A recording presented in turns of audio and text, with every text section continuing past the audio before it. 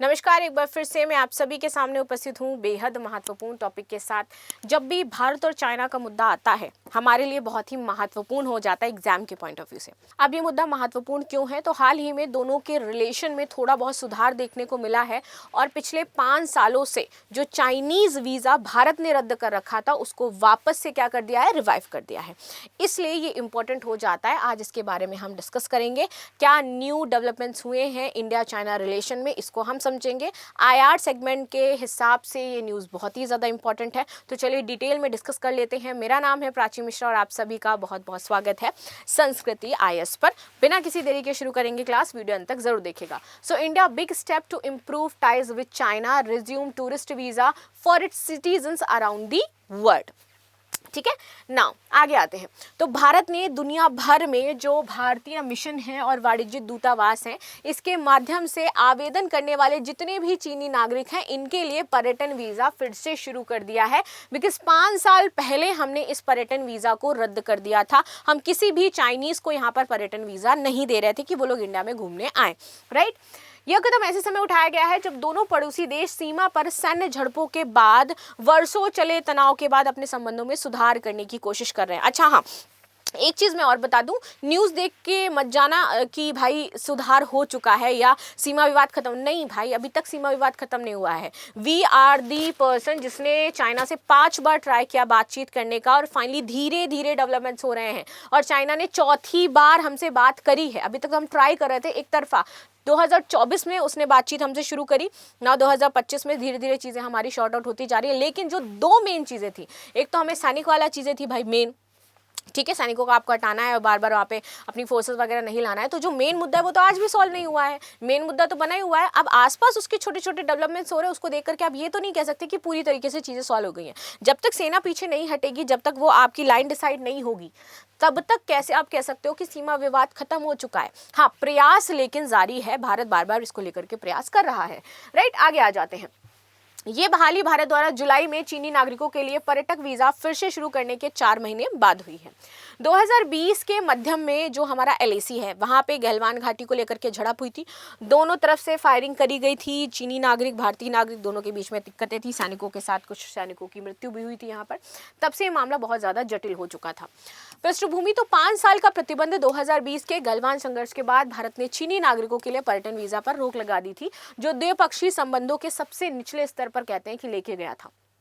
ऐसा कभी नहीं हुआ भारत चाइना के इतिहास में कि भारत ने पर्यटक ही चाइनीज़ आने मना कर दिए हों। हमने जो चाइनीज़ ऐप थे लगभग 75 उस पर भी बैन लगाया था। तो ये सारे काम हमने किए थे, राइट। इस संघर्ष में 20 भारतीय सैनिक शहीद हुए थे और तब जाकर के हमने ये फाइनली स्टेप उठाया था, क्योंकि हमारी साख की बात थी भाई इंटरनेशनली। वरना ये पता चलता कि भैया हम तो डरते हैं चाइना से, राइट।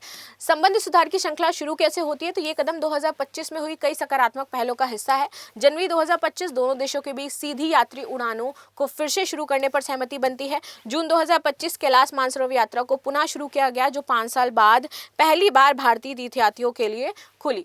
जुलाई 2025 विदेश मंत्री एस जयशंकर की बीजिंग यात्रा, जहां उन्होंने कहा कि संबंध सकारात्मक दिशा में आगे बढ़ रहे हैं। अक्टूबर 2025 सीधे उड़ानें आधिकारिक रूप से बहाल हुई और दिल्ली से शंघाई के बीच यहां पर पहली फ्लाइट शुरू की गई।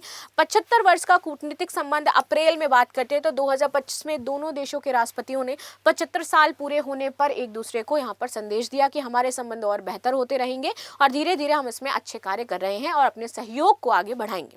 सबसे ज्यादा जो आयात है हम चाइना से ही करते हैं प्रेजेंट समय में, निर्यात सबसे ज्यादा हम अमेरिका को करते हैं, ठीक है। चलो, ये निर्णय जुलाई 2025 में एक आदेश पर आधारित है, जिसके तहत पहले केवल चीन में स्थित भारतीय मिशनों से वीजा जारी किए जा रहे थे। अब चीनी नागरिक दुनिया के किसी भी देश में भारतीय दूतावास जाकर के अपना आवेदन कर सकते हैं। जो पीपल टू पीपल, जो हमारा एक तरीके से संपर्क है, लोगों से लोगों तक का संपर्क जो है वो बढ़ेगा। भारत चीन के बीच राजनीतिक संबंधों की अगर बात करें तो काफी ऐतिहासिक तौर पर जटिल हमारे संबंध दिखाई देते हैं। ये नहीं कह सकते हम कि भैया बहुत ज़्यादा संबंध हमारे अच्छे रहे हैं, बिकॉज देखो आप 1962 में युद्ध के हालात हुए, 1950 में हिंदी चीनी भाई भाई का नारा लग रहा था। तो इस तरीके से संबंधों में उतार चढ़ाव ऐतिहासिक रूप से आप देखिए तो इतिहास से ही आते जाते रहे हैं। ठीक है, 2025 में संबंधों में सतर्क सुधार लेकिन देखा गया है कि 2020 के बाद गैलवान घाटी संघर्ष के बाद सबसे निचले स्तर पर पहुंच करके हमने एक अच्छी चीज अचीव करी है। हालांकि ये प्रगति धीमी और सीमित है क्योंकि सीमा विवाद, आर्थिक संतुलन और भू राजनीतिक प्रतिस्पर्धा अभी भी यहाँ पर प्रमुख बाधाएं बनी हुई है। और मैंने क्या बताया कि ये जो हम कह रहे हैं ना संबंध सुधर रहे हैं, ये एक्चुअल में बहुत ज़्यादा नहीं सुधरे हैं, ये बहुत छोटा डेवलपमेंट है जो किया गया है। वो उसको पोर्ट्रे इतना ज़्यादा बड़ा किया जा रहा है कि हमने ये कर लिया, हमने वो किया। नहीं भाई, हम अभी भी बहुत सारी चीज़ों में जो अपने संबंध हैं या फिर आप कहिए कि अपनी बात जो है वो चाइना के साथ बैठ करके नहीं मनवा पा रहे हैं, उनको ये बातें नहीं समझा पा रहे हैं, उनकी जो बातें वो हम पे अभी भी प्रेशर डाल रही हैं। This is the main thing. चुनौतियों और तनाव के क्षेत्र, सुधार के बावजूद राजनीतिक संबंधों में गहरा अविश्वास अभी भी बरकरार है। विशेषज्ञ इसे आशा और अविश्वास का चक्र कहते हैं। देखिए, प्रमुख मुद्दे एक तो सीमा विवाद रहा है जो हमारा 3488 किलोमीटर लंबा LAC है। पूर्ण डिसमार्केशन और डिसआर्मामेंट जो है वो अभी भी बरकरार है, बना हुआ है, उसको नहीं किया जा रहा है, वो करना चाहिए था, बाकी है ये। 2025 में भी सैन्य तैनाती बरकरार रही। ब्रह्मपुत्र यानी कि यार्लुंग तास्पो पर चीन का विशाल बांध भारत के लिए खतरा बना। तिब्बत दलाई लामा का मुद्दा तनाव बढ़ा रहा है। तो ये तो बना ही हुआ है क्योंकि मेन मुद्दा ये था। ये मुद्दा जब तक सॉल्व नहीं होगा हम ये कह ही नहीं सकते हैं कि हमारा और चाइना के बीच जो संबंध है वो सुधार हो गए हैं और हमारे मुद्दे सॉल्व हो चुके हैं। राइट। भू राजनीतिक प्रतिस्पर्धा, चीन का पाकिस्तान समर्थन 2025 में हमने देखा किस तरीके से ऑपरेशन सिंदूर में भी चाइना ने पाकिस्तान का ही समर्थन किया और आगे भी वो पाकिस्तान का समर्थन ही करता रहता है। आर्थिक दबाव, चीन ने निर्यात प्रतिबंध जैसे कि रेयर उर्वरक, टनल बोरिंग मशीनें हमें देना बंद कर दिया। उसने बोला नहीं, हम आपको नहीं देंगे। तो आपको क्या लगता है आपके यहाँ पे औद्योगिक वृद्धि जो है वो प्रभावित हुई या नहीं प्रभावित हुई? नहीं सॉल्व करवा पा रहे हैं हम यार मुद्दे। हम सिर्फ कह रहे हैं, हम सिर्फ मीडिया में पोर्ट्रे कर रहे हैं, बट जो एक्चुअल में स्थिति है वो अभी बेहतर की तरफ भी नहीं शायद अच्छे से बढ़ पा रही है। वैश्विक कारण, ट्रंप प्रशासन के टैरिफ से भारतीयों पर 50% यहाँ पर टैरिफ लगता है। चीन की ओर झुकाव के लिए इसने प्रेरित किया, लेकिन अमेरिका भारत संबंध में आज भी तनाव बना हुआ है। विशेषज्ञों का मानना है कि बिना सहमति, विश्वास निर्माण के हम यहाँ पर संबंधों को सुधार नहीं सकते हैं, ये नाजुक ही रहेंगे। भारत चीन सीमा विवाद अगर विस्तृत बात करें तो ब्रिटिश कालीन मैकमोहन रेखा जो 1914 में बनी थी और पारंपरिक सीमाओं में यहाँ पर असहमति है। जो 1914 में हमारी सीमा बनी थी, ठीक है, वो सीमा और जो आप देखो पारंपरिक अभी जो सहमति बनी, दोनों में अलग अलग डिफरेंस है। 1914 की सीमा को वो मानना नहीं चाहते। ये विवाद 3488 किलोमीटर लंबी जो लाइन ऑफ एक्चुअल कंट्रोल है उसके औपचारिक रूप से निर्धारित नहीं है। 2025 में विवाद भी यही रहा। सतर्क सुधार हम करना चाहते थे, राजनीतिक संबंध हम स्टैब्लिश करना चाहते थे, हो नहीं पाए। ठीक है, 73 दिनों तक अगर हम बात करें तो डोकलाम में स्टैंड ऑफ रहा 2017 में। 2020 का गलवान घाटी संपर्क 4 चीनी सैनिक मारे थे और हमारे 20 भारतीय सैनिक मारे थे। इस तनाव ने और भी चीज़ें चरम पर पहुंचा दी। गलवान के बाद दोनों पक्षों में LAC पर 50,000 और 60,000 सैनिक तैनात किए गए। अब देखिए, पश्चिमी क्षेत्र, मध्य क्षेत्र और पूर्व क्षेत्र, ये 3 पॉइंट हैं जो ट्रिगर करते हैं हमारे रिलेशंस को और हमारे रिलेशन स्टेब्लिश नहीं हो पाते हैं। ट्रिगर करने वाले पॉइंट क्या है? तो देखो भाई, अक्साई चीन चीनी नियंत्रण में है, भारत इस पर दावा करता है। 1000 प्लस किलोमीटर का ये पूरा एरिया है। रणनीतिक महत्व है कि चीन का शिंगजियांग तिब्बत का राजमार्ग है।